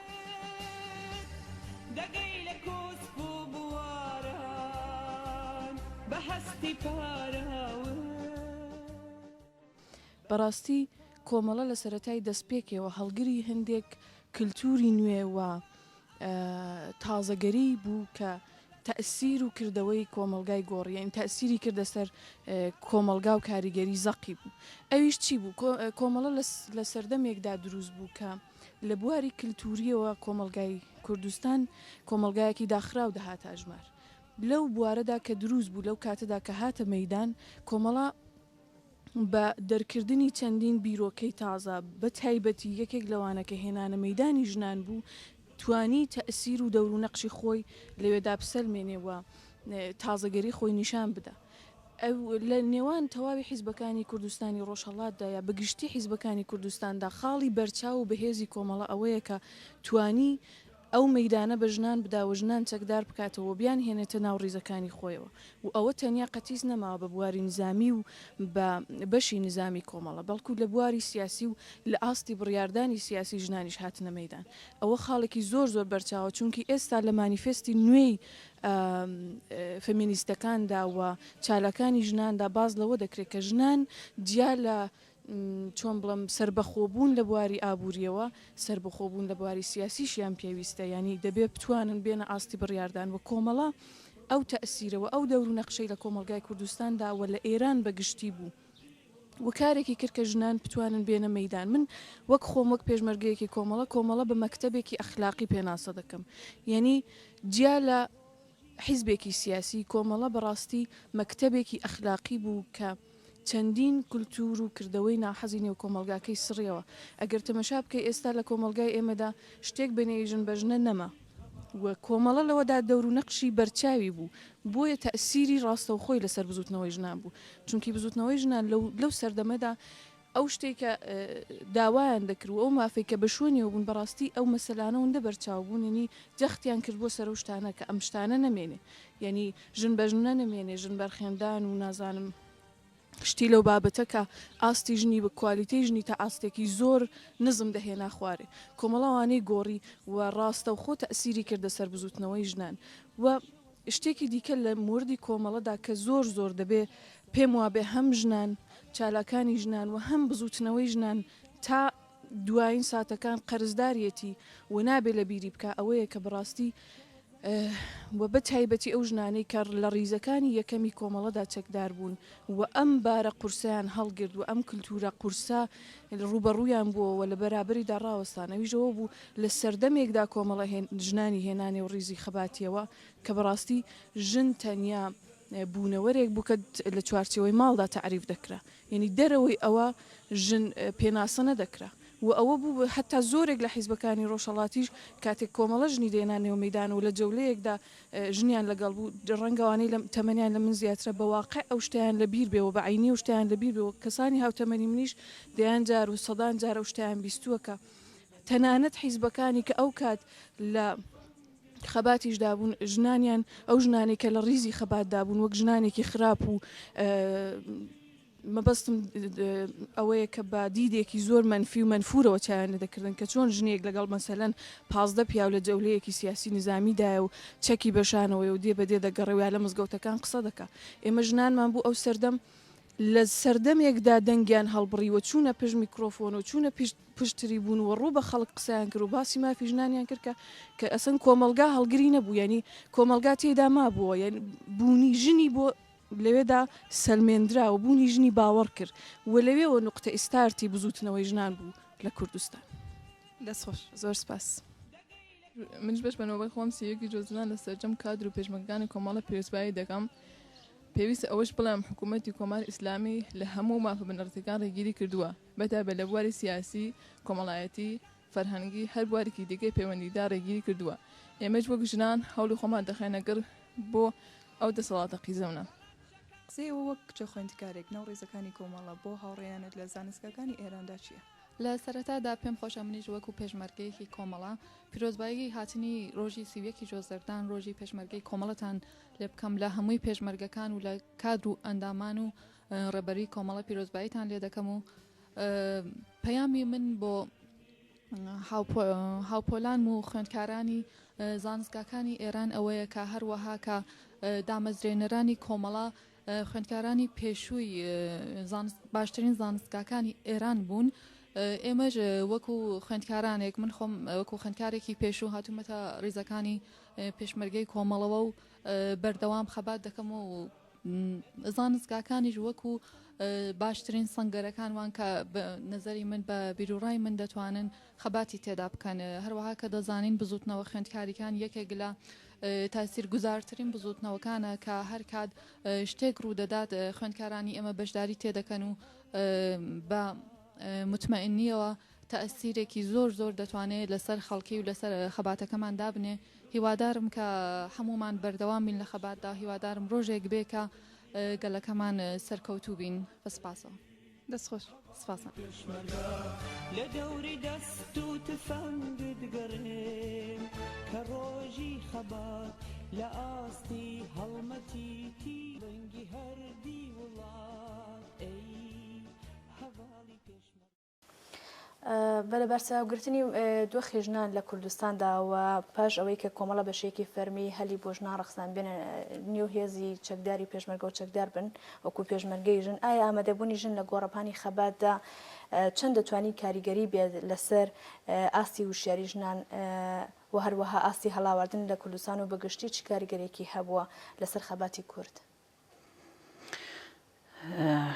دەورێکی گرنگی بوو بە بڕای من چونکە ژنی کورد لە زۆر بوارە هەستی بە ناحەقی کردووە و لە بە بێمافی کردووە ئەوەیە کە لەگەڵ دەستپێکردنی خەباتی ئاشکرای کۆمەڵە ژن لەم وارە زۆر سەرکەوتوو بوو و بە تایبەت ئەم شانوە تازەی چەکداری لە کۆمەڵا وەکو حیزبێکی پێشکەوتوو کە هیچ هەڵەستێکی بۆ بەشداری ژنان نەبوو دەورێکی زۆری بوو بۆ دەرخستنی ژنان بۆ خەباتی یەکسانی خوازی و مافی بەرامبەر لەگەڵ پیاوان بە جۆرێکە لە پێشدا ژنانی پێشڕە و ئەندامان و لایەنگرانی لە ڕێکخراوە چەپەکانی تریش ئاڵا هەڵگری ئەم گۆڕەپانە بوون بەڕاستی لە شرایەتی شۆڕشە ئەمە خۆی باوەڕ بەخۆیەکی تازەی بەخشی بە ژنان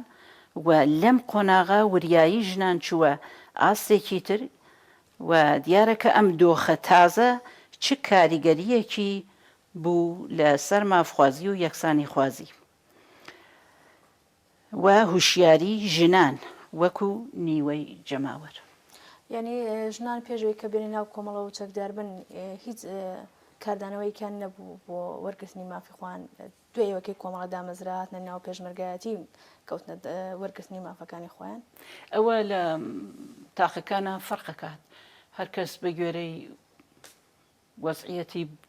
بیر و بیرۆکەی خۆی ممکنە بوو بێتی بەڵام کۆمەڵە بوو بە زەرفێکی ڕێکخستن بۆ ئەو ژنانە من لە بیرمە کە تەنانەت لە دەرەوەی کۆمەڵەیش ژنان کێشە کۆمەڵایەتیەکانیان هێنا لای کۆمەڵە بەشە کۆمەڵە چی هەبوو ینی چی بۆ ژنان دەکردکەوە ژنان بە کۆمەڵ ئاوەڕویان دەکردنەوە حیزبەوە زۆر زوو خەڵک ئەوەیان بۆ دەرکەوت کە کۆمەڵە تازە بوو لەباری بیر و بڕوا و پێشکەوتویە زۆر تازە بوو بۆ خەڵکی کورد ئەوە بوو کە زۆر کێشە کۆمەڵایەتیەکانیان ئەهێنا لای کۆمەڵە بوو بە پەناگای ژنانێکە بەڕاستی زوڵم و ناحەقیان لێ ئەچوو لە بواری ژنبوون و جنسیەتیە کە خۆمە نەزانین لە کۆمەڵگا چێ زڵمێ لەو بوارە لە ژنان ئەچێ لە کچان ئەچێ تا ئەو ڕادە کۆمەڵە خۆی نواندووە ئەمە دیارە چەند دەورێکی ئەبێ لە گەشەکردنی خەباتە و پێشکەوتویە کە پێم وایە پەنجەمۆری خۆی دانا کۆمەڵە لە کوردستانە. دەستخۆش نێرانی عزیز بەشی دوو هەمی ڕپۆرتاژەکە دەبینین و دێین وڵاتە.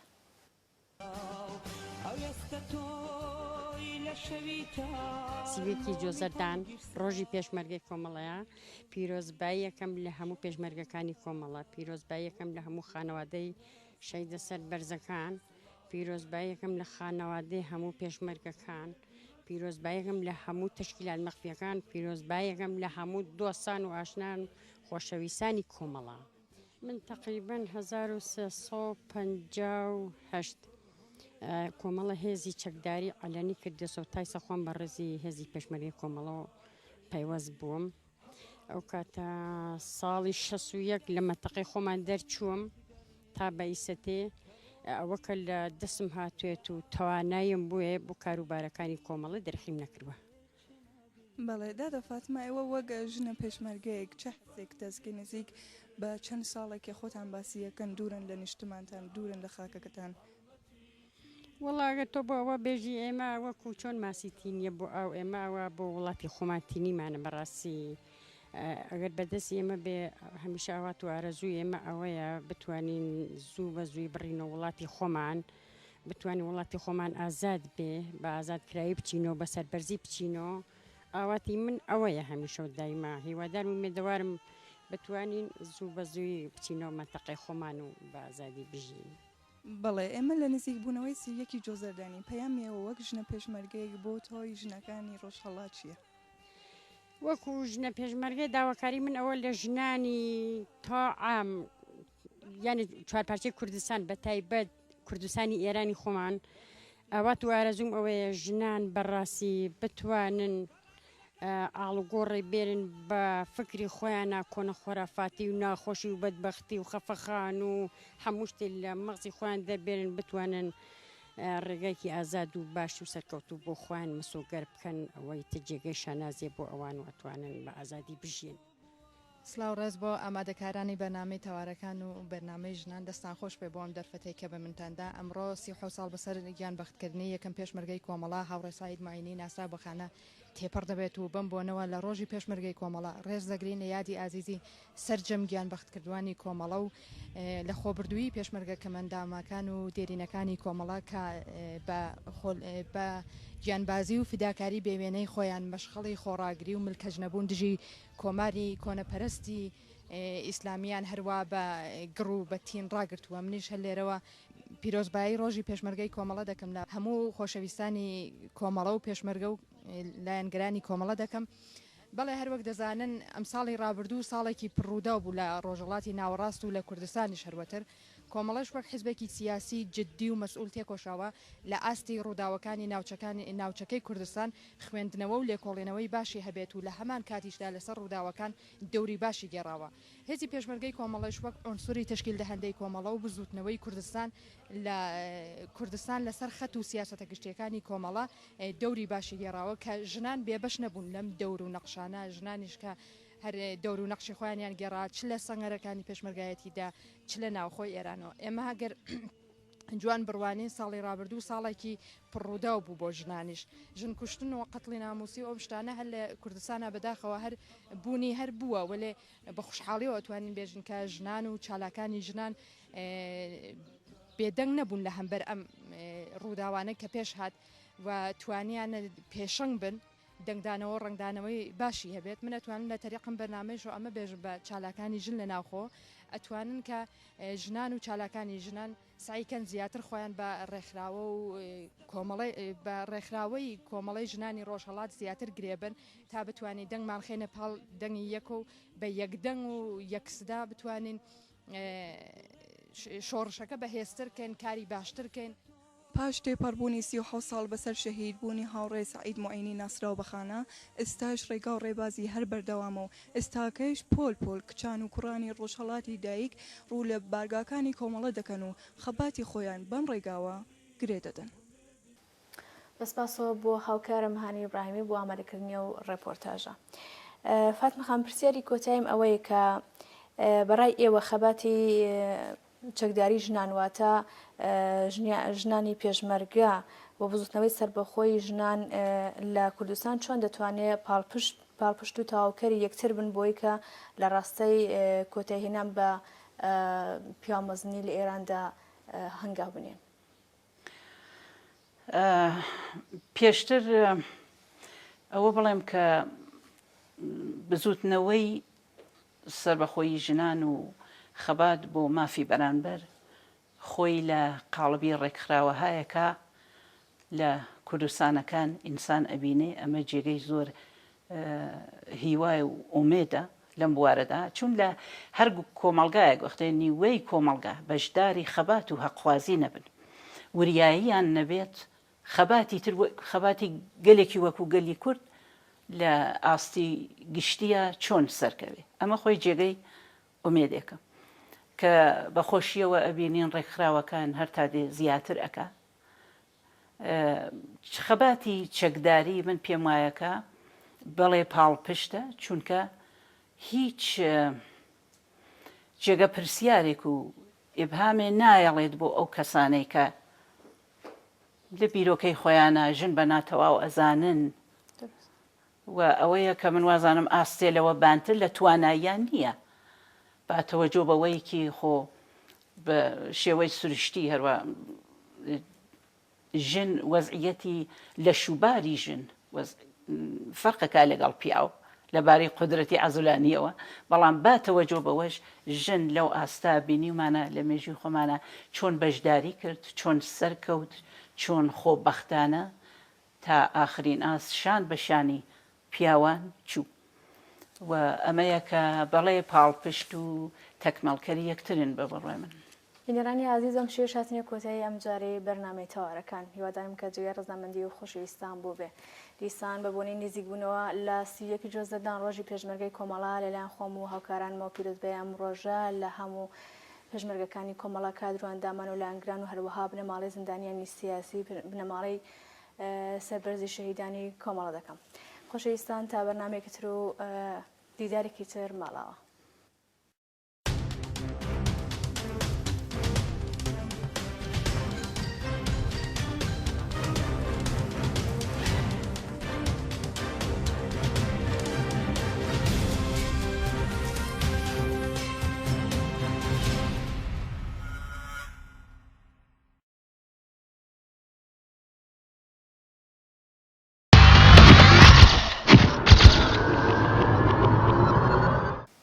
ترکیه و پیامدهای انفجار مرگبار معدن در این کشور. انفجار چند روز پیش در معدنی در شهر سومای ترکیه که باعث کشته شدن نزدیک به 300 کارگر معدنچی شد، اوضاع سیاسی و امنیتی ترکیه را به حالت فوق‌العاده درآورده و در گوشه و کنار این کشور اعتراضاتی همراه با خشونت را به دنبال داشته است. اعتراضات امروز پس از آن رخ داد که مدیران شرکت بهره برداری از معدن سوما در ترکیه اعلام کردند هیچ قصوری از طرف آنها سر نزده و آنها مسئولیتی در حادثه اخیر ندارند. مدیران این شرکت امروز در نشست مطبوعاتی از عملکرد خود در جریان این حادثه دفاع کردند و گفتند دلیل این اتفاق هنوز روشن نیست. آنها اذعان کردند که معدن پناهگاه اضطراری برای موقعیت‌های اینچنینی نداشته است. با این حال گفتند که کارشناسان سوما را امن‌ترین معدن ترکیه می‌دانستند. دولت ترکیه متهم است که طرح تحقیق پیشنهاد شده در پارلمان برای بررسی ایمنی معادن را رد کرده است. سخنگوی حزب عدالت و توسعه حزب حاکم گفته است معدن سوما از سال 2009 به بعد 11 بار بازرسی شده و تخلفی از مقررات ایمنی در آن به چشم نخورده است. این حادثه و واکنش رجب طیب اردوغان نخست وزیر اعتراضات گسترده‌ای را در پی داشته است. اردوغان گفت که حوادث اینچنینی در معادن بریتانیا در قرن 19 هم رخ داده است.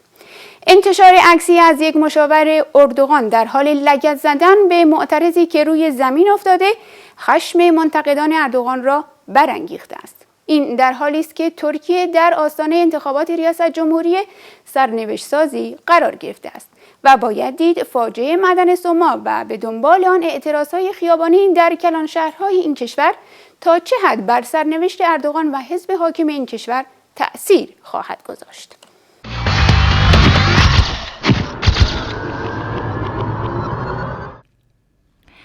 در اعتراض به حادثه مرگبار انفجار معدن در غرب ترکیه، اتحادیه‌های کارگری این کشور یک روز اعتصاب عمومی اعلام کردند و معترضان در شهرهای مختلف دست به تجمع و راهپیمایی زدند. شمار تلفات حادثه اخیر در معدن شهر سوما به 282 نفر رسیده و در ترکیه 3 روز عزای عمومی اعلام شده است. انفجار روز سه‌شنبه زمانی رخ داد که 787 معدنچی در داخل معدن مشغول کار بودند. بنابر آمار رسمی 363 نفر در ساعات اولیه بعد از حادثه نجات داده شدند. اما از چهارشنبه صبح هیچ کس از معدن بیرون نیامده است. عبدالله گل رئیس جمهور